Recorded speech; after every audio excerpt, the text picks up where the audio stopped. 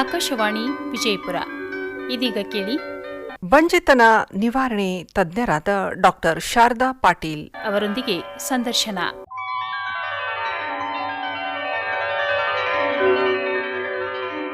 ಸಂದರ್ಶಕರು ಸವಿತಾ ದೇಶಮುಖ್.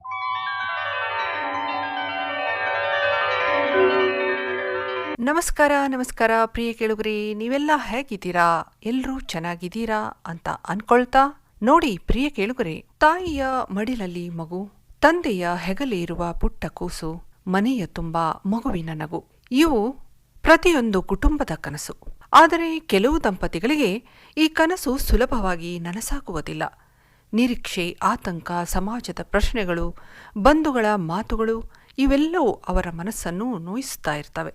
ಆದರೆ ನೆನಪಿರಲಿ, ಬಂಜೆತನ ಶಾಪವಲ್ಲ, ಇದು ವೈದ್ಯಕೀಯವಾಗಿ ಚಿಕಿತ್ಸೆ ಪಡೆಯಬಹುದಾದ ಒಂದು ಸ್ಥಿತಿ. ಸರಿಯಾದ ಸಮಯದಲ್ಲಿ ತಜ್ಞ ವೈದ್ಯರನ್ನು ಸಂಪರ್ಕಿಸಿದರೆ ಅನೇಕ ದಂಪತಿಗಳ ಕನಸು ನನಸಾಗಬಹುದು. ಹೀಗಾಗಿ ಇಂದಿನ ಕಾರ್ಯಕ್ರಮದಲ್ಲಿ ಬಂಜೆತನದ ಬಗ್ಗೆ ಇರುವ ಗೊಂದಲ, ಭಯ ಮತ್ತು ತಪ್ಪು ಕಲ್ಪನೆಗಳನ್ನು ನಿವಾರಿಸಲು ನಮ್ಮೊಂದಿಗೆ ಸ್ತ್ರೀರೋಗ ತಜ್ಞ ಮತ್ತು ಬಂಜೆತನ ನಿವಾರಣೆ ತಜ್ಞರು ಡಾಕ್ಟರ್ ಶಾರದಾ ಪಾಟೀಲ್ ಅವರು ನಮ್ಮ ಜೊತೆಗಿದ್ದಾರೆ. ಬನ್ನಿ ಅವರಿಗೆ ಈ ಕಾರ್ಯಕ್ರಮಕ್ಕೆ ಹೃತ್ಪೂರ್ವಕವಾಗಿ ಸ್ವಾಗತಿಸೋಣ.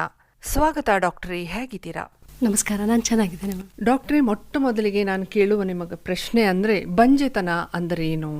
ಇದು ಯಾಕೆ ಆಗ್ತದೆ? ಬಂಜೆತನ ಅಂದ್ರೆ ಇದೇನು ಶಾಪವಲ್ಲ, ದೌರ್ಬಲ್ಯವೂ ಅಲ್ಲ. ಇದು ಒಂದು ವೈದ್ಯಕೀಯ ಸಮಸ್ಯೆ. ಮಕ್ಕಳನ್ನು ಉತ್ಪಾದಿಸುವ ಅಥವಾ ಸಂತತಿಯನ್ನು ಉತ್ಪಾದಿಸಲು ಸಾಧ್ಯವಾಗದೇ ಇರುವಂತಹ ಸ್ಥಿತಿ. ಇದನ್ನು ನಾವು ವೈದ್ಯಕೀಯ ಭಾಷೆ ಅಥವಾ ಅಕಾರ್ಡಿಂಗ್ ಟು WHO ಹೇಳಬೇಕಾದ್ರೆ, ದಂಪತಿಗಳು 1 ವರ್ಷ ಅಥವಾ ಅದಕ್ಕಿಂತ ಹೆಚ್ಚು ಕಾಲ ನಿಯಮಿತ ಗರ್ಭ ನಿರೋಧಕ ವಿಧಾನಗಳನ್ನು ಬಳಸದೆ ದಾಂಪತ್ಯ ಜೀವನ ನಡೆಸಿದರೂ ಗರ್ಭಧಾರಣೆ ಆಗದ ಸ್ಥಿತಿಯನ್ನು ಸಂತಾನಹೀನತೆ ಅಥವಾ ವಂದ್ಯತ್ವ, ಬಂಜೆತನ ಎಂದು ಕರೆಯುತ್ತೇವೆ. ಯಾವಾಗ ಇದನ್ನ ಸಮಸ್ಯೆ ಅಂತ ನಾವು ಪರಿಗಣಿಸಬಹುದು ಡಾಕ್ಟ್ರೇ? ಇದನ್ನ ಯಾವಾಗ ಅಂತ ಹೇಳಿದ್ರೆ, 35 ವರ್ಷಕ್ಕಿಂತ ಕಡಿಮೆ ವಯಸ್ಸಿನ ಮಹಿಳೆ 1 ವರ್ಷದವರೆಗೆ ಗರ್ಭಧಾರಣೆ ಆಗದಿದ್ದರೆ, ಅಥವಾ 35 ವರ್ಷಕ್ಕಿಂತ ಮೇಲ್ಪಟ್ಟ ಮಹಿಳೆಗೆ 6 ತಿಂಗಳವರೆಗೆ ಗರ್ಭಧಾರಣೆ ಆಗದೇ ಇದ್ದ ಸಂದರ್ಭದಲ್ಲಿ ವೈದ್ಯರನ್ನ ಸಂಪರ್ಕಿಸಬೇಕು. ಆವಾಗ ಇದು ಸಮಸ್ಯೆ ಅಂತ ನಾವು ಪರಿಗಣಿಸಲೇಬೇಕು. ಅಂದ್ರೆ ಇದರಲ್ಲಿ ಎಷ್ಟು ವಿಧಾನಗಳಿವೆ ಅಂತ ನೀವು ಅಂತೀರಿ? Basically primary and secondary infertility ಅಂತ ಹೇಳ್ತೀವಿ. ಅಂದ್ರೆ ಪ್ರಾಥಮಿಕ ವಂದ್ಯತ್ವ, ಒಮ್ಮೆಯೂ ದಂಪತಿಗಳು ಗರ್ಭಧಾರಣೆಯನ್ನ ಆಗದೇ ಇರುವಂತಹ ಸ್ಥಿತಿ. ಸೆಕೆಂಡರಿ ಇನ್ಫರ್ಟಿಲಿಟಿ ಅಂತಂದ್ರೆ ನಾವು ದ್ವಿತೀಯ ವಂದ್ಯತ್ವ ಅಂತ ಹೇಳ್ಬೋದು. ದಂಪತಿಗಳು ಈ ಹಿಂದೆ ಒಮ್ಮೆ ಅಥವಾ ಹೆಚ್ಚು ಬಾರಿ ಗರ್ಭಧಾರಣೆ ಆಗಿದ್ರೂ ತದನಂತರದಲ್ಲಿ ಮತ್ತೆ ಗರ್ಭಧಾರಣೆ ಆಗದೇ ಇರುವಂತಹ ಸ್ಥಿತಿಯಾಗಿರುತ್ತದೆ. ಆಯ್ತು ಡಾಕ್ಟ್ರೇ, ಈಗ ಸಮಾಜದಲ್ಲಿ ಈಗ ಬಂಜೆತನ ಅಂತಂದ್ರೆ ಅವಳಿಗೊಂದು ಶಾಪ ಅಂತ ಬಹಳಷ್ಟು ನೋವುಗಳನ್ನು ಅವಳು ಅನುಭವಿಸ್ತಾಳೆ. ಅದಕ್ಕೆ ಮಹಿಳೆನೇ, ಅದಕ್ಕೆ ಬಂಜೆತನ ಬರೋದಕ್ಕೆ ಮಹಿಳೆನೇ ಕಾರಣ ಅಂತಾಳೆ. ಇದು ಎಷ್ಟರ ಮಟ್ಟಿಗೆ ಸತ್ಯ?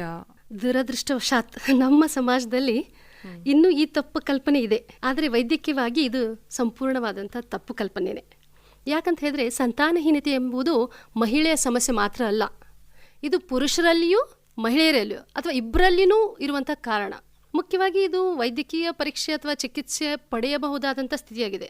ಸುಮಾರು 40% ಸಮಸ್ಯೆನ ನಾವು ಮಹಿಳೆಯರಲ್ಲಿ ಕಂಡ್ರೆ, ಈಗಿನ ಆಧುನಿಕ ಯುಗದಲ್ಲಿ 40% ಕಾಂಟ್ರಿಬ್ಯೂಟಿಂಗ್ ಫ್ಯಾಕ್ಟರ್ ಅನ್ನ ನಾವು ಪುರುಷರಲ್ಲಿ ಕಾಣಬಹುದು. ಉಳಿದ 20% ನಾವು ಇಬ್ಬರಲ್ಲೂ ಯಾವುದೇ ಸ್ಪಷ್ಟ ಕಾರಣ ಇಲ್ಲದೆ ಇರಬಹುದು ಅಥವಾ ಯಾವುದೇ ರೀತಿಯಾದಂತಹ ಪರೀಕ್ಷೆಗೆ ಒಳಗಾಗದಲ್ಲಿ ನಾವೇನಂತೆ ಅನ್ಎಕ್ಸ್ಪ್ಲೇನ್ಡ್ ಇನ್ಫರ್ಟಿಲಿಟೀಸ್, ಇದು 20%. ಬಟ್ ಇಲ್ಲಿ ನಾವು ನೇರವಾಗಿ ಮಹಿಳೆಯನ್ನೇ ಸಮಸ್ಯೆಯನ್ನಾಗಿ ಇಟ್ಕೊಳ್ಳೋದು ತಪ್ಪು. ಈಗ ನೀವು ಹೇಳ್ತಾ ಇದ್ದೀರಾ ಇದು ಪುರುಷರಲ್ಲೂ ಬಂಜೆತನ ಇರುತ್ತೆ ಅಂತ ಕೇಳಿ ಬಹಳ ಆಶ್ಚರ್ಯ ಆಯ್ತು. ಅದು ಏನು ಕಾರಣ ಅಂತೀರಾ? ಪುರುಷರಲ್ಲಿ ಮೊಟ್ಟ ಮೊದಲನೇದಾಗಿ ನಾವು ಈಗ ಆಧುನಿಕ ಯುಗದಲ್ಲಿ ನೋಡಬೇಕಾದ್ರೆ ಜೀವನ ಶೈಲಿಯೇ ಬಹು ಮುಖ್ಯ ಪಾತ್ರ ವಹಿಸುತ್ತೆ. ಯಾಕಂದರೆ ನಾವು ನೋಡಬಹುದು, ಈಗ IT ಪೀಪಲ್ ಎಲ್ಲ ವರ್ಕ್ ಫ್ರಮ್ ಹೋಮ್. ಇನ್ನೊಂದು ನಿಮ್ಮ ಪ್ರಶ್ನೆ ಆಗಬಹುದು, ಮೇಡಮ್ ಇವರೆಲ್ಲ ಏನಂತ ಹೇಳಿದರೆ ದೈಹಿಕ ಆಯಾಸ ಇರೋದು ಆ ಕಾರಣಕ್ಕಾಗಿ ಆಗಬಹುದಾ ಅಂತ. ನನ್ನ ವೃತ್ತಿ ಅನುಭವದಲ್ಲಿ ಹೇಳೋದಾದರೆ, ಈವನ್ ರೈತಾಪಿ ಜನರು ಹೊಲದಲ್ಲಿ ಕೆಲಸ ಮಾಡಿ ಅಷ್ಟು ಶ್ರಮ ವಹಿಸಿದ್ರು ಅವರಲ್ಲಿ ಈ ಪುರುಷ ಸಂತಾನಹೀನತೆಯನ್ನ ಕಾಣ್ತಾ ಇದ್ದೀವಿ ಅನ್ನೋದಕ್ಕೆ ಕಾರಣಗಳು ಏನು ಅಂತ ನಾವು ಸ್ಪಷ್ಟೀಕರಣ ಮಾಡಬೇಕು ಅಂತ ಹೇಳಿದ್ರೆ, ಮದ್ಯಪಾನ, ಧೂಮಪಾನ, ಮಾದಕ ವಸ್ತುಗಳ ಬಳಕೆ, ಅತಿಯಾದ ಮಾನಸಿಕ ಒತ್ತಡ, ಇವೆಲ್ಲ ಕಾರಣಗಳಿಂದಾಗಿ ಹಳ್ಳಿ ಜನರಲ್ಲಿ ತಂಬಾಕು ಸೇವನೆ, ಇದರಿಂದಾಗಿ ಏನಾಗುತ್ತೆ ಅಂತ ಹೇಳಿದ್ರೆ ಪುರುಷರಲ್ಲಿ ವೀರ್ಯಾಣುಗಳ ಸಂಖ್ಯೆ ಕಡಿಮೆ ಆಗಬಹುದು. ನಾವು call it as low sperm count, ವೀರ್ಯಾಣುಗಳ ಚಲನೆಯಲ್ಲಿ ಕಡಿಮೆ ಆಗುವುದು, ಅಥವಾ ವೀರ್ಯಾಣುಗಳ ಮಾರ್ಫಾಲಜಿ ಏನಂತ ಹೇಳ್ತೀವಿ, ಆಕಾರದಲ್ಲಿ ಬದಲಾವಣೆಗಳನ್ನು ಕಾಣ್ಬೋದು. Westernised dress culture, tight jeans, ಈ ಥರದ್ದೆಲ್ಲ ಉಡುಗೆಗಳನ್ನು ಹಾಕೊಳ್ಳೋದ್ರಿಂದ, ಉಡುಪುಗಳು ಹೌದು ಉಡುಪುಗಳಿಂದ ಅಲ್ಲಿ ನಾವು ಏನು ಹೇಳ್ಬೋದು ಅಂತ ಹೇಳಿದ್ರೆ ಶ್ರೋಣಿ ಭಾಗದಲ್ಲಿ ಅತಿಯಾದಂತಹ ಒಂದು ಶಾಖೋತ್ಪತ್ತಿ ಆಗುವುದು. ಇದು ವೆರಿಕೋಸ್ ಸೀಲ್ ಅಂತ ವೃಷಣದ ಮೇಲೆ ವೇನ್ಸ್ ಅನ್ನು ಊದಿಕೊಳ್ಳುವುದರಿಂದ ವೀರ್ಯಾಣುಗಳ ಗುಣಮಟ್ಟವನ್ನು ಕಡಿಮೆ ಮಾಡ್ತದೆ. ಸೊ ಇದು ಬಿಟ್ಟು ನಾವು ಈಗಿನ ಇದರಲ್ಲಿ fast food, junk food, packed food ಏನಂತ ಹೇಳ್ತೀವಿ, ಶೇಖರಣೆಗೊಂಡಿರುವಂತಹ ಆಹಾರ ಪದಾರ್ಥಗಳು, ಆಮೇಲೆ ಹೆಚ್ಚು ಇಳುವರಿಗಾಗಿ ನಾವು ಬಳಸಿರುವಂತಹ ರಾಸಾಯನಿಕಗಳಾಗಿರಬಹುದು, ಅಥವಾ ಪರಿಸರ ಕೀಟನಾಶಕಗಳ ಅತಿಯಾದ ಬಳಕೆ, ಇನ್ನು ಅತಿಯಾದ ಇಂಡಸ್ಟ್ರಿಯಲೈಸೇಷನ್ ಅಲ್ಲಿ ಕೆಲವೊಂದು ಕಿರಣಗಳಿಗಾಗಿ ಅವರು ಎಕ್ಸ್ಪೋಸ್ ಆಗಿರೋದ್ರಿಂದ, ಇನ್ನು ಮತ್ತೆ ಹೇಳಬೇಕು ಅಂತ ಹೇಳಿದ್ರೆ ಅನುವಂಶಿಕವಾಗಿ ಇರಬಹುದು. ವೀರ್ಯನಾಳದಲ್ಲಿ ತಡೆ ಅಂದ್ರೆ blockage of the sperm ducts, ಅಲ್ಲಿ ವೀರ್ಯ ಹೊರಬರಲು ಅಡ್ಡಿಯಾಗಿರಬಹುದು. ಸ್ಥೂಲಕಾಯಗಳು, ಪೌಷ್ಟಿಕ ಆಹಾರದ ಕೊರತೆ, fast generation, we are like ಹೇಗಂತ ಹೇಳಿದ್ರೆ we don't have like time ಇಲ್ಲ, ನಮಗೆ ಊಟ ಮಾಡ್ಲಿಕ್ಕೂ ಟೈಮ್ ಇಲ್ಲ, ಬದಲಾಗುತ್ತಿರುವ ಜೀವನ ಶೈಲಿ ಅತಿ ಮುಖ್ಯವಾದ ಕಾರಣ ಅಂತ. ಆದ್ರೆ ಹಿಂದಿನ ಕಾಲದಲ್ಲೂ ಬಂಜೆತನ ಬಹಳಷ್ಟು ಸಮಸ್ಯೆ ಇತ್ತಲ್ಲ, ಅದಕ್ಕೇನಂತೀರಾ? ಬಂಜೆತನ ಇತ್ತು ಆವಾಗಿಂದನೂ, ಆಧುನಿಕ ಯುಗದಲ್ಲಿನೂ ಈ ಸಮಸ್ಯೆ ಇದೆ, ಪ್ರಾಚೀನ ಯುಗದಲ್ಲೂ ಸಮಸ್ಯೆ ಇದೆ. ಆದರೆ ಸಮಸ್ಯೆಯನ್ನ ಪರಿಹಾರ ಮಾಡಿಕೊಳ್ಳುವ ನಿಟ್ಟುಗಳು ಬೇರೆಯಾಗಿವೆ. ಅದೇ ನಾನು ಹೇಳಿರೋದ್ರ ಪ್ರಕಾರ ಏನಂತ ಹೇಳಿದ್ರೆ ಪ್ರಾಚೀನ ಕಾಲದಲ್ಲಿ ಇದು ಇತ್ತು, ಇಲ್ಲ ಅಂತಲ್ಲ. ಇಲ್ಲಿ ಮಹಿಳೆಯ ವಯಸ್ಸು ಅತಿ ಮುಖ್ಯ ಪಾತ್ರವನ್ನು ವಹಿಸುತ್ತದೆ. ಜೀವನ ಶೈಲಿ, nowadays we are more towards career oriented, we are seeing. ಔದ್ಯೋಗಿಕವಾಗಿ, ಸಾಮಾಜಿಕವಾಗಿ ಪ್ರತಿಯೊಂದರಲ್ಲೂ ಸ್ವಾತಂತ್ರ್ಯತೆಯನ್ನ ಬಯಸುವಂತ ಮಹಿಳೆ ಆರ್ಥಿಕ ಸಬಲತೆಗಾಗಿ ಹೆಚ್ಚಿನ ಸಮಯದವರೆಗೂ ತನ್ನ ಕೆಲಸದ ಅವಧಿಯನ್ನ, ಆಮೇಲೆ ತನ್ನ ಒಂದು ಶೈಕ್ಷಣಿಕ ರಂಗದಲ್ಲಿ ಅಥವಾ ಕಾರ್ಯ ಚಟುವಟಿಕೆಗಳಲ್ಲಿ ತಮ್ಮ ಪ್ರತಿಭೆಯನ್ನ ತೋರಿಸುವ ಒಂದು ನಿಟ್ಟಿನಲ್ಲಿ ತಮ್ಮ ವೈಯಕ್ತಿಕ ಜೀವನದ ಕಡೆಗೆ ಹೆಚ್ಚಿನ ಮಹತ್ವವನ್ನ ಕೊಡದೇ ಇರುವುದು ಒಂದು ಕಾರಣವಾಗಿದೆ. ತನ್ನ ವೈಯಕ್ತಿಕವಾಗಿ ಕೊಡುವ ಸಂದರ್ಭದಲ್ಲಿ ದಾಂಪತ್ಯ ಜೀವನಕ್ಕೆ ನೀಡುವ ಮೀಸಲ ಸಮಯ ಕಮ್ಮಿ ಆಗ್ತಾ ಇದೆ ಇಲ್ಲಿ. ಹೀಗಾಗಿ ಇದು ಒಂದು ಆಧುನಿಕ ಯುಗಕ್ಕೂ ಹಿಂದಿನ ಕಾಲದಲ್ಲೂ ಸ್ವಲ್ಪ ವ್ಯತ್ಯಾಸವನ್ನು ಕಾಣಬಹುದು. ಓಕೆ ಡಾಕ್ಟರೇ, ಈಗ ಲಕ್ಷಣಗಳನ್ನು ಕಂಡುಹಿಡಿದ ಆದ್ಮೇಲೆ ಇದಕ್ಕೆ ಯಾವ ಪರಿಹಾರಗಳನ್ನು ನಾವು ಕಂಡುಕೊಳ್ಳಬಹುದು ಅಂತೀರಾ? ನಾವು ಯಾವ್ಯಾವ ಪರೀಕ್ಷೆಗೆ ಒಳಪಡಬೇಕು, ಈ ಪರೀಕ್ಷೆಗಳು ನೋವಿನಿಂದ ಕೂಡಿರ್ತದೋ ಹೇಗೆ ಅಂತ ಸ್ವಲ್ಪ ಭಯ ಪಡ್ತಾರೆ. ಮಹಿಳೆಯಲ್ಲಿ ಸಂತಾನಹೀನತೆಯ ಚಿಕಿತ್ಸೆಯು ಅದರ ಅಥವಾ ಇನ್ವೆಸ್ಟಿಗೇಷನ್ಸ್ ಏನ್ ಹೇಳ್ತೀವಿ, ಇಲ್ಲಿ ನಾವು ಅಂಡೋತ್ಪತ್ತಿಯನ್ನ ನೋಡ್ಲಿಕ್ಕೆ ಓವ್ಯುಲೇಷನ್ ಆರ್ ಫಾಲಿಕ್ಯುಲರ್ ಸ್ಟಡಿ ಅನ್ನ ವಿಚಾರಣೆ ಮಾಡಬೇಕಾಗುತ್ತೆ. ಇದರಿಂದ ನಾವು ಅಂಡಾಣು ಉತ್ಪತ್ತಿ ಆಗ್ತಾ ಇದೆಯೋ ಅಥವಾ ಉತ್ಪತ್ತಿಯಾದ ಅಂಡಾಣು ಬಿಡುಗಡೆ ಆಗ್ತಾ ಇದೆಯೋ ಇಲ್ಲ ಅನ್ನುವಂತಹ ಒಂದನ್ನು ನಾವು ಕಂಡುಕೊಳ್ಬಹುದು. ಎಲ್ಲರಿಗೂ ಚಿರಪರಿಚಿತವಾದಂತೆ ಸೋನೋಗ್ರಫಿ ಅಥವಾ ಅಲ್ಟ್ರಾಸೋನೋಗ್ರಫಿ ಸ್ಕ್ಯಾನಿಂಗ್ ಅಂತ ಏನ್ ಹೇಳ್ತೀವಿ, ಇದರಲ್ಲಿ ನಾವು ಅಂಡಾಣುವಿನ ಉತ್ಪತ್ತಿಯನ್ನ ನೋಡುವುದರ ಜೊತೆಗೆ ಕ್ವಾಲಿಟಿ ಆಫ್ ದ ಎಗ್ ಅಂತ ಅದನ್ನ ನಾವು ಪರೀಕ್ಷೆಗಳೇ ಒಳಪಡಿಸಬಹುದು. ತದನಂತರದಲ್ಲಿ ರಕ್ತ ಪರೀಕ್ಷೆಗಳು, ಅದರಲ್ಲಿ ಹಾರ್ಮೋನ್ಗಳನ್ನ ನೋಡಬಹುದು. Follicle stimulating hormone, luteinising hormone, prolactin, thyroid, ಈ ತರಹದ ಆದಂತಹ ಹಾರ್ಮೋನುಗಳ ಅಸಮತೋಲನತೆಯು ಬಹು ಮುಖ್ಯ ಪಾತ್ರ ವಹಿಸುತ್ತದೆ. ಒಬ್ಯಾಸಿಟಿ, ಇದರಿಂದ ಏನಾಗುತ್ತೆ, ಇನ್ಸುಲಿನ್ ರೆಸಿಸ್ಟೆನ್ಸ್ ಅಂತ ಹೇಳ್ತೀವಿ. ಇವಾಗ PCOD, PCOS, school going children ಇಂದ ಹಿಡ್ಕೊಂಡು ಯಾರು ಸಂತಾನಹೀನತೆಯನ್ನ ಅನುಭವಿಸ್ತಾ ಇದ್ದಾರೆ ಅಲ್ಲಿವರೆಗೂ PCOD is becoming common because of packed food ಆಗಿರಬಹುದು, ಜಂಕ್ ಫುಡ್, ಕರಿದ ಆಹಾರ ಪದಾರ್ಥಗಳು, ಸಚ್ ಥಿಂಗ್ಸ್ ಆರ್ ಎಫೆಕ್ಟಿಂಗ್. ಹಾಗಾಗಿ ನಾವು ಇನ್ವೆಸ್ಟಿಗೇಷನ್ಸ್ ನ ಅತಿ ಬೇಗನೆ ಮಾಡಿದ ಸಂದರ್ಭದಲ್ಲಿ ಸಮಸ್ಯೆ ಗೊತ್ತಾದ ನಂತರ ನಾವು ಪರಿಹಾರ ಮಾಡ್ಕೊಳ್ಳಿಕ್ಕೆ ಸುಲಭವಾಗುತ್ತೆ. ಇನ್ನು ಗರ್ಭ ನಳಿಕೆಗಳನ್ನ ನೋಡ್ಲಿಕ್ಕೆ ಹಿಸ್ಟೋಸ್ಯಾಲ್ಫಿಂಜೋಗ್ರಫಿ ಅಂತ ಮಾಡ್ಕೋತೀವಿ. ಆಮೇಲೆ ಹಿಸ್ಟೋಸ್ಯಾಲ್ಫಿಂಜೋಗ್ರಫಿಯಲ್ಲಿ ಡೈ ಇಂಜೆಕ್ಟ್ ಮಾಡಿ ನಾಳಗಳು ಸರಿಯಾಗಿದೆಯಾ ಇಲ್ಲವಾ ಅನ್ನುವಂತ ಒಂದು ಇದನ್ನ ಮಾಡ್ಕೋಬಹುದು. ತದನಂತರದಲ್ಲಿ ನಾವು ಹೋಗ್ಬೋದು ಡಯಾಗ್ನೋಸ್ಟಿಕ್ ಲ್ಯಾಪ್ರೋಸ್ಕೋಪಿ, ಈ ತರದ ಅನೇಕ ಪರೀಕ್ಷೆಗಳಿವೆ. ಈ ಪರೀಕ್ಷೆಗಳನ್ನ ಯಾವಾಗ ಸಂತಾನ ಕ್ರಿಯೆ ಬೇಕು ಅಥವಾ ಉತ್ಪತ್ತಿ ಮಾಡಬೇಕು ಅನ್ನುವಂತಹ ದಾಂಪತಿಗಳು ಇಚ್ಛಿಸ್ತಾರೆ, ಬಹು ಬೇಗ ಸಮಸ್ಯೆಯನ್ನ ಕಂಡುಕೊಂಡು ಅದಕ್ಕೆ ಪರಿಹಾರ ಹುಡುಕ್ಬೇಕು. ಇದು ಒಂದೇ. ಓಕೆ ಡಾಕ್ಟರೇ, ಈಗ IUI ಮತ್ತು IVF ಚಿಕಿತ್ಸೆಗಳ ಬಗ್ಗೆ ಜನರಿಗೆ ಅರ್ಥವಾಗುವ ರೀತಿಯಲ್ಲಿ ಹೇಳ್ಕೊಡಿ ಮೇಡಮ್. IUI ಅಂದ್ರೆ ಸಂಸ್ಕರಿಸಿದ ವೀರ್ಯವನ್ನ ನೇರವಾಗಿ ನಾವು ಗರ್ಭಾಶಯಕ್ಕೆ ಸೇರಿಸುವಂತಹ ಒಂದು ವಿಧಾನವಾಗಿದೆ. IVF ಅಂದ್ರೆ ಇಲ್ಲಿ ಅಂಡಾಣು ಮತ್ತು ವೀರ್ಯಾಣವನ್ನ ಪ್ರಯೋಗಶಾಲೆಯಲ್ಲಿ ಉಪಯೋಗಿಸಿ ಭ್ರೂಣವನ್ನ ಬೆಳೆಸಿ ತದನಂತರದಲ್ಲಿ ಗರ್ಭಾಶಯಕ್ಕೆ ವರ್ಗಾವಣೆ ಮಾಡುವಂಥದ್ದು. ಇವೆಲ್ಲ ಲಾಸ್ಟ್ ಸ್ಟೇಜ್ ಅಂತ. ಇದೆಲ್ಲ ಲಾಸ್ಟ್ ಸ್ಟೇಜ್ ಅಂತ ಹೇಳ್ತಾ ಇದ್ದೀರಿ, ಹೌದಾ? ಹಾಗಿದ್ರೆ ಈ ಚಿಕಿತ್ಸೆಗಳು ಕೆಲಸ ಮಾಡದೇ ಇದ್ದಾಗ ಜನರು ಆಯುರ್ವೇದದತ್ತ ನೋಡುವುದು ಸಹಜ. ತಾವು ಒಬ್ಬ ಆಯುರ್ವೇದದ ನುರಿತ ಮತ್ತು ಯಶಸ್ವಿ ವೈದ್ಯರಾಗಿ ಇನಿಷಿಯಲ್ ಸ್ಟೇಜ್ ಅಲ್ಲಿ ನಾವು ಯಾವ ಚಿಕಿತ್ಸೆಗೆ ಒಳಪಡಬಹುದು, ಬಂಜೆತನವನ್ನು ಹೇಗೆ ನಿವಾರಣೆ ಮಾಡಿದಿರಿ ಅನ್ನುವ ಅನುಭವಗಳನ್ನು ನಮ್ಮೊಂದಿಗೆ ಹಂಚಿಕೊಳ್ಳಿ. ಇನಿಷಿಯಲ್ ಸ್ಟೇಜಲ್ಲಿ ಏನು ಮಾಡ್ಕೋಬಹುದು ಅಂದರೆ ಲೈಫ್ ಸ್ಟೈಲ್ ಚೇಂಜಸ್, ಜೀವನ ಶೈಲಿಯ ಬದಲಾವಣೆಗಳು ಬೇಕು. ಮೈನರ್ ಶಸ್ತ್ರಚಿಕಿತ್ಸೆಗಳನ್ನು ಮಾಡಿಕೊಳ್ಳುವುದರ ಮುಖಾಂತರ ಅಂಡೋತ್ಪತ್ತಿ ಉತ್ತೇಜಿಸುವಂಥ ಔಷಧಿಗಳ ಪ್ರಯೋಗ. ಆಯುರ್ವೇದದಲ್ಲಿ ಇದಕ್ಕಾಗಿಯೇ wide ranges of medicines are there. Especially ನೀವು ನೋಡಿರಬಹುದು test tube babies and all are like what we are calling nowadays. It has proven in olden era itself. ಹಾಗಾಗಿ ಆರೋಗ್ಯಕರ ಆಹಾರ ಸೇವನೆ, ನಿಯಮಿತ ವ್ಯಾಯಾಮ, ಸರಿಯಾದ ದೇಹದ ತೂಕ ಕಾಪಾಡಿಕೊಳ್ಳೋದು, BMI ಅಂತ ಏನು ಹೇಳ್ತೀವಿ. ಆಮೇಲೆ ಈಗ ಮೆಟ್ರೋಸಲ್ ಎಲ್ಲ ನೋಡ್ತಾ ಇರ್ಬೋದು. ಈವನ್ ಮಹಿಳೆಯರು ಧೂಮಪಾನ, ಮದ್ಯಪಾನ ಆ ಥರದ ಒಂದು ಜೀವನ ಶೈಲಿಯಲ್ಲಿದ್ದಾರೆ. ಅದನ್ನು ತ್ಯಜಿಸುವುದರ ಮುಖಾಂತರ ಮಾನಸಿಕ ಒತ್ತಡವನ್ನು ಕಡಿಮೆ ಮಾಡಿಕೊಳ್ಳುವುದರ ಮುಖಾಂತರವಾಗಿ, even in case of fallopian tube blockage ಇದ್ರೆ ಅದನ್ನು ತೆರವುಗೊಳಿಸುವುದರ ಮುಖಾಂತರ, ಗರ್ಭಾಶಯದಲ್ಲಿ ಕೆಲವೊಂದ್ಸರಿ ಫೈಬ್ರಾಯ್ಡ್ಸ್ ಇರಬಹುದು ಅಥವಾ ಗರ್ಭಾಶಯದಲ್ಲಿ ಪದರ ಬೆಳವಣಿಗೆ ಆಗಿರಬಹುದು, ಇವುಗಳನ್ನ ತೆಗೆಯುವುದರ ಮುಖಾಂತರ ನಾವು ಇಲ್ಲಿ ಚಿಕಿತ್ಸೆಯನ್ನ ನಾವು ಒಳಪಡಬಹುದು ಅಂತ ಇದ್ದೀರಿ. ಓಕೆ ಡಾಕ್ಟ್ರೇ, ಅಂದ್ರೆ ಈ ಎಲ್ಲ ಚಿಕಿತ್ಸೆಗಳು ನಮಗೆ ಫಲದಾಯಕ ಆಗದೇ ಇದ್ದಾಗ IUI ಮತ್ತು IVF ಚಿಕಿತ್ಸೆಗಳಿಗೆ ನಾವು ಒಳಪಡಬಹುದು ಅಂತ ಇದ್ದೀರಿ. ನಾನು ಒಂದು ಆಯುರ್ವೇದ ತಜ್ಞಳಾಗಿ, ಬಂಜೆತನ ನಿವಾರಣಾ ತಜ್ಞಳಾಗಿ ಸತತವಾಗಿ ನಾನು ಇವಾಗ ಫೀಲ್ಡ್ ಅಲ್ಲಿ ಇರೋದ್ರಿಂದ ಈವನ್ ಫೇಲ್ಡ್ IVF IUI ಏನು ಆದಂಥ ಒಂದು ದಂಪತಿಗಳು ಸಹಜ ನೈಸರ್ಗಿಕವಾಗಿ ದಾಂಪತ್ಯ ಜೀವನವನ್ನು ನಡೆಸಿ ಆಯುರ್ವೇದ ಚಿಕಿತ್ಸೆಯ ಮುಖಾಂತರ ಮಕ್ಕಳನ್ನು ಕಂಡುಕೊಂಡಂಥ ಅನೇಕ ಉದಾಹರಣೆಗಳಿವೆ. ನಾನು ಆಯುರ್ವೇದಿಕ್ ಪ್ರಕಾರ ಹೇಳೋದಾದ್ರೆ ಗರ್ಭ ಸಂಭವ ಸಾಮಗ್ರಿ ಅಂತ ಹೇಳ್ತೀವಿ. ಋತು ಕ್ಷೇತ್ರ ಅಂಬು ಬೀಜ ಅಂತ ಹೇಳ್ಬಿಟ್ಟು. ಋತು ಅಂದರೆ ಋತುವಿನ ಒಂದು menstrual cycle history is very much important. ಇಲ್ಲಿ ಕೆಲವರಿಗೆ ಮುಟ್ಟಿನ ಸಮಸ್ಯೆಗಳಿರುತ್ತೆ. ಯಾಕೆ ಈ ಮುಟ್ಟಿನ ಸಮಸ್ಯೆಗಳಾಗುತ್ತೆ? ಹಾರ್ಮೋನಿನ ಅಸಮತೋಲನತೆಯಿಂದಾಗಿ ಅಲ್ಲಿ ಋತುವಿನ ವೈಪರೀತ್ಯಗಳು ಬರುತ್ತೆ. ಆವಾಗ ಎಂಡೋಮೆಟ್ರಿಯಂ ಡೆವಲಪ್ಮೆಂಟ್ ಆಗಿರಬಹುದು, ಅಂಡಾಣು ಉತ್ಪತ್ತಿ ಆಗಿರಬಹುದು.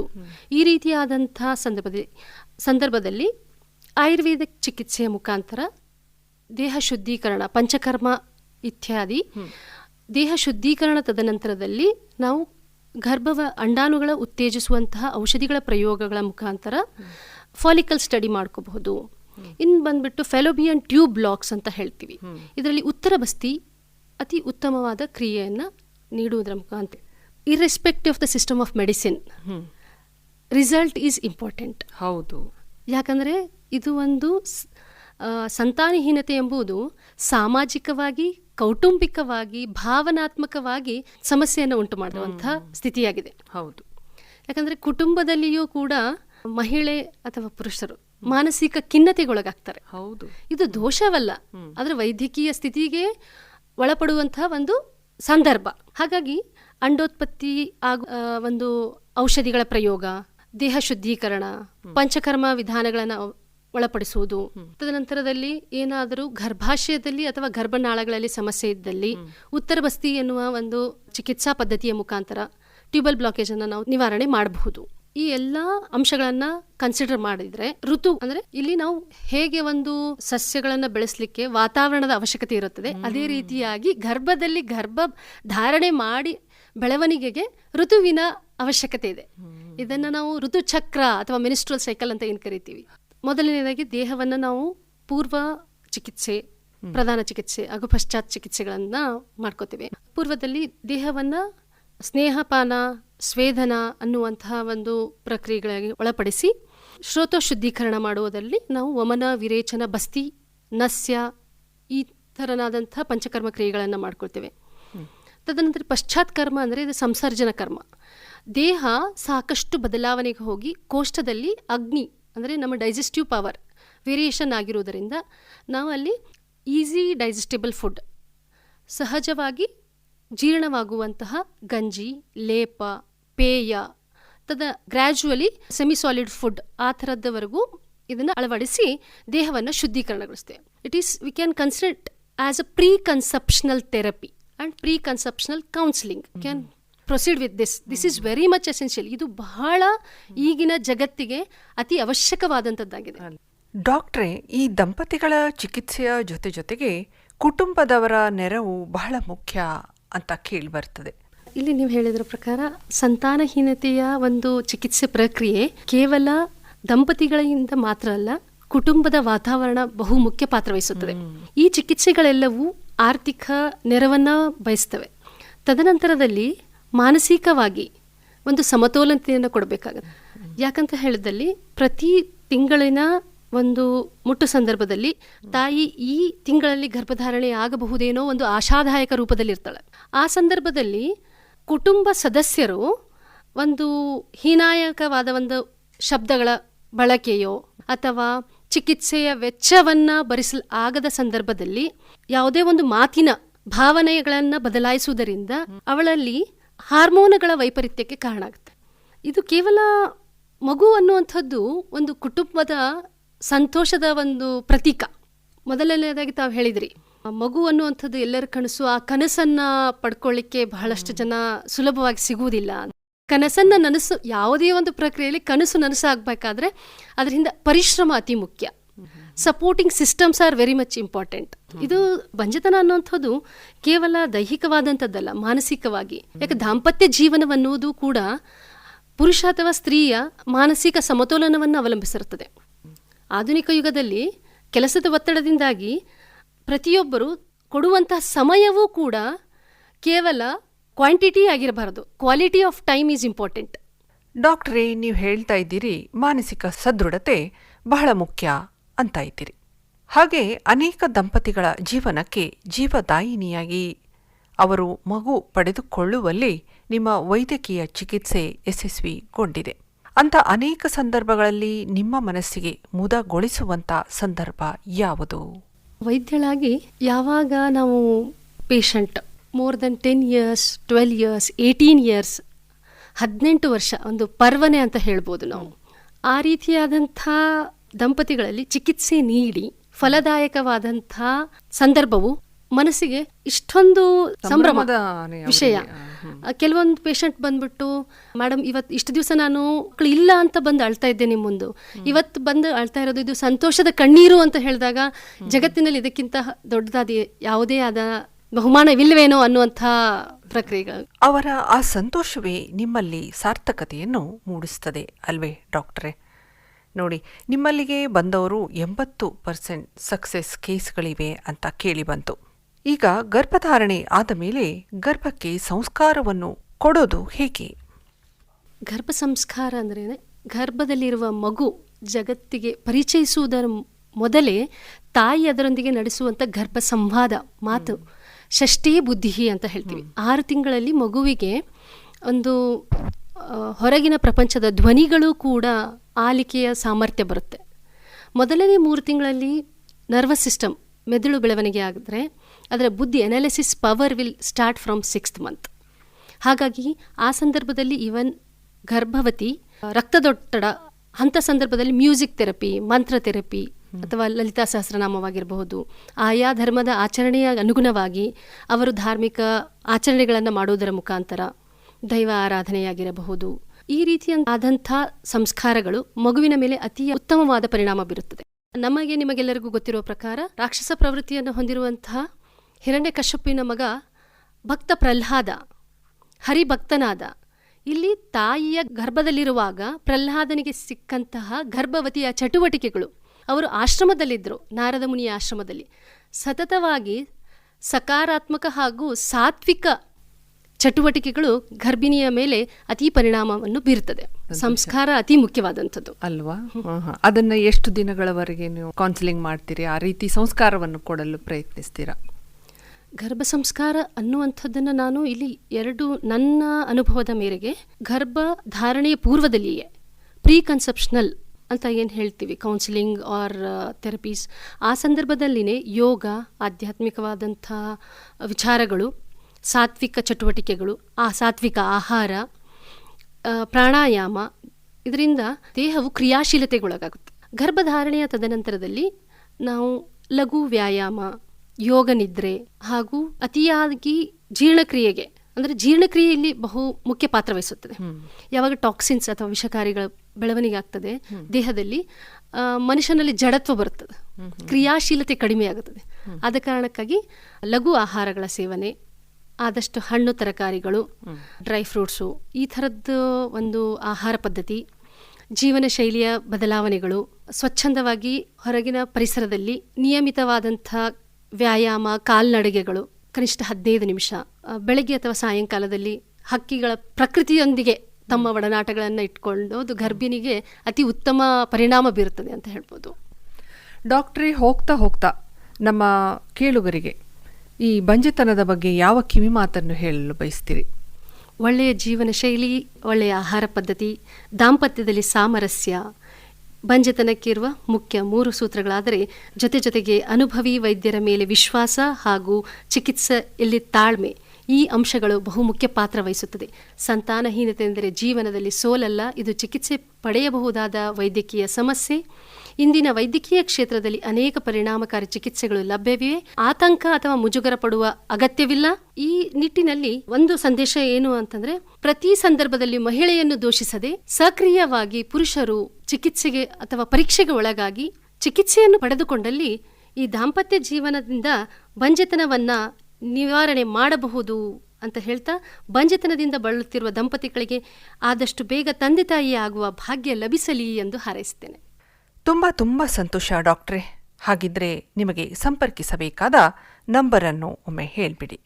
9019362989.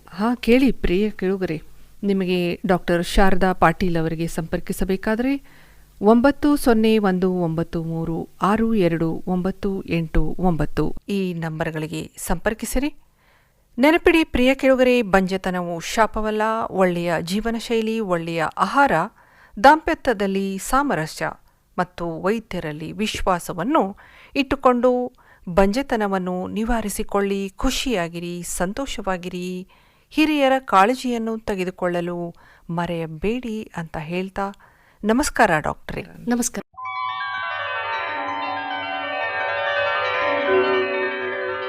ಇದುವರೆಗೆ ಬಂಜೆತನ ನಿವಾರಣೆ ತಜ್ಞರಾದ ಡಾಕ್ಟರ್ ಶಾರದಾ ಪಾಟೀಲ್ ಅವರೊಂದಿಗೆ ಸಂದರ್ಶನ ಕೇಳಿದ್ರಿ. ಇವರನ್ನ ಸಂದರ್ಶಿಸಿದವರು ಸವಿತಾ ದೇಶ್ಮುಖ್.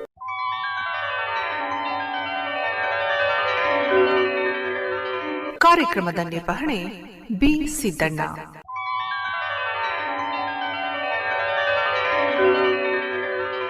ಈ ಕಾರ್ಯಕ್ರಮವು ಆಕಾಶವಾಣಿ ವಿಜಯಪುರ